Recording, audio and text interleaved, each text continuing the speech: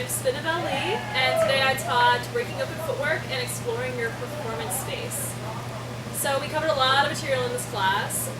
We talked about different types of steps and stances. We learned about different ways of moving as a way of conveying emotion and a way of creating a character. So we practiced a lot of different types of walks to start. Some of the favorites were our rock star walk, a lot of pelvic thrusts, like that. We did sort of a slapstick style walking like this. And we did a sort of runway sexy walk like this. That was fun for a lot of people.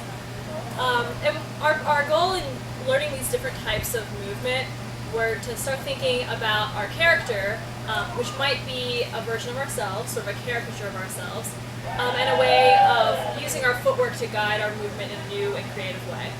We also talked about different types of steps, so pointed steps. We talked about walking in a straight line, steps like that. Different stances, so sort of a plie stance or a horse stance. Just a way of getting used to different types of movement and different ways of moving our feet. Then we talked about how to explore our performance space using some of these new types of movements. We talked about using our props and dancing without our props, how to pay attention to your center of gravity and how it changes when you use different movements, like when you bend over versus when you bend to the side, or when you're on the ground and you bend back. That change in your center of gravity can affect the way you move throughout a space. We talked about different quadrants and how when you enter a performance space, envisioning your performance space as split into 4 quadrants. That may be a very easy way of making sure that you cover the whole space, interact with everybody around it. Right now I'm in the first quadrant. I'd want to be interacting with people in front of me, second quadrant, third and fourth. And that's a way of making sure you cover all the space and not get stuck standing in one place.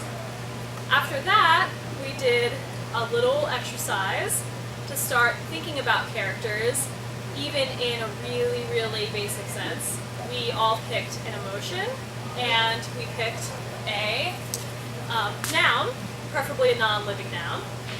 And using those 2 words, created a short, about 10-second performance that would express the emotion as well as embody the character of that object.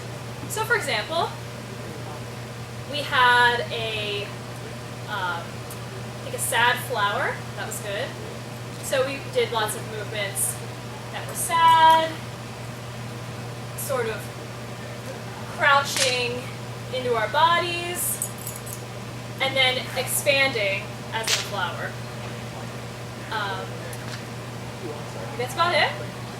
It's a very quick summary of what we learned in the Breaking Open Footwork and Exploring Your Performance Space class.